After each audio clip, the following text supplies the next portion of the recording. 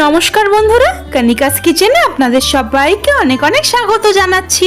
আজকে আমি আপনাদেরকে ওল দিয়ে চিংড়ি মাছের ডালনা রেসিপি শেয়ার করব। এটাকে আপনারা ওল চিংড়িও বলতে পারেন। এটা বানানো হবে খুব সহজ, আর খেতে তো বলবেনই না, জাস্ট অসাধারণ লাগে, আর একদম কম উপকরণ দিয়েই তৈরি হয়ে যায়। চলুন তাহলে বানানো শুরু করা যাক আমার আজকের রেসিপি। সবার প্রথমে একটা গরম কড়াইতে দিয়ে দিচ্ছি 1 টেবিল চামচ পরিমাণে রিফাইন্ড অয়েল।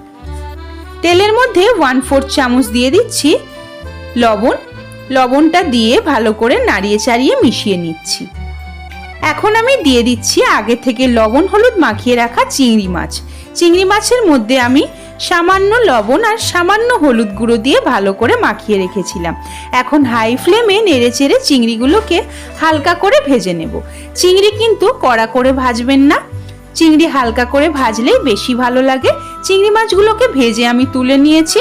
এখন ওই একই কড়াইতে দিয়ে দিচ্ছি 3 টেবিল চামচ পরিমাণে রিফাইন্ড অয়েল।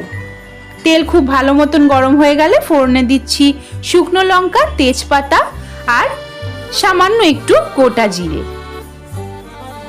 ফোড়নটা ভালো করে ভাজা হয়ে গেলে একটা বড় সাইজের পেঁয়াজ কুচি দিয়ে দিচ্ছি। এখন হাই ফ্লেমে পেঁয়াজটাকে আমি গোল্ডেন ব্রাউন করে ভেজে নেব। পেঁয়াজটা আমি গোল্ডেন করে ভেজে নিয়েছি। এখন একটা ছোট্ট সাইজের টমেটো কুচি দিয়ে দিয়েছি। টমেটোটাকে দিয়েও নেড়ে চেড়ে ভেজে নিতে হবে। টমেটো আর পেঁয়াজ ভাজবার সময় স্বাদ অনুসারে লবণটা দিয়ে দিচ্ছি। এতে টমেটো আর পেঁয়াজটা খুব তাড়াতাড়ি মজে যাবে। নেড়ে চেড়ে ভালো করে ভেজে নিচ্ছি। টমেটো আর পেঁয়াজটা ভালোভাবে মজে গেছে। এখন দিয়ে দিচ্ছি 1.5 চামচ পরিমাণে আদা রসুন বাটা। এখন আদা রসুনের কাঁচা গন্ধ চলে যাওয়া অবধি ভালো করে ভেজে নিচ্ছি। আদা রসুন ভাজা হয়ে গেলে দিয়ে দিচ্ছি 1 চা চামচ হলুদ গুঁড়ো আর 1 চা চামচ ভরে লাল লঙ্কার গুঁড়ো। সমস্ত কিছু ভালো করে মিশিয়ে মশলাটাকে ভালোভাবে কষিয়ে নিচ্ছি। মশলা কষানো হয়ে গেলে, মশলা থেকে তেল সেপারেট হয়ে গেলে ডুমো করে কেটে রাখা ওল আর আলু দিয়ে ভালো করে মশলার সঙ্গে ওল আর আলুটাকে কষিয়ে নেব। 5 মিনিটের জন্য কষাবার পর আমি দিয়ে দিচ্ছি 1 চামচ পরিমাণে চিনি। চিনি দিলে যে কোনো তরকারির স্বাদটা ব্যালেন্স হয়ে যায় আর কালারও খুব ভালো আসে। 5 মিনিট আমি কষিয়ে নিয়েছিলাম। এখন দিয়ে দিচ্ছি ভেজে তুলে রাখা চিংড়ি মাছগুলোকে। চিংড়ি মাছগুলোকে দিয়েও আবারও 2 মিনিটের জন্য কষিয়ে নিয়েছি।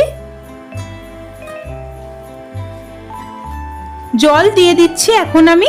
এর মধ্যে বেশি জল দেওয়ার কোনোই দরকার নেই, যেহেতু এটা একটু গায়ে মাখো মাখো হবে সেই জন্য।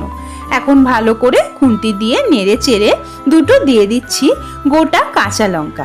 এখন আমি এটাকে মিডিয়াম টু লো ফ্লেমে ঢাকা দিয়ে 5 থেকে 6 মিনিটের জন্য রান্না করে নিয়েছি। ঢাকনাটা খুলে আবারও ভালো করে নেড়ে চেড়ে নিচ্ছি। ওল আর আলু একদম ভালোভাবে আমার 50% মতন সেদ্ধ হয়েছে।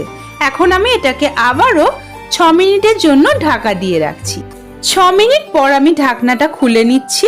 এখন আলু আর ওল দুটোই খুব ভালো করে 100% সেদ্ধ হয়ে গেছে, মানে আমাদের ওল চিংড়ি একদমই তৈরি। নাড়িয়ে চাড়িয়ে এবার এটাকে আমি নামিয়ে নিচ্ছি।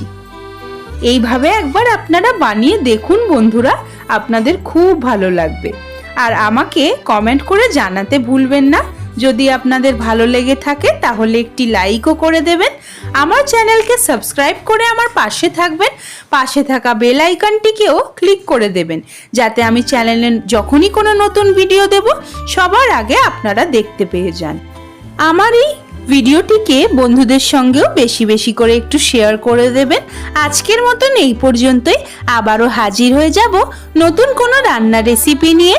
সেই পর্যন্ত আপনারা সবাই খুব ভালো থাকবেন ও সুস্থ থাকবেন। এতক্ষণ পাশে থাকার জন্য অনেক অনেক ধন্যবাদ।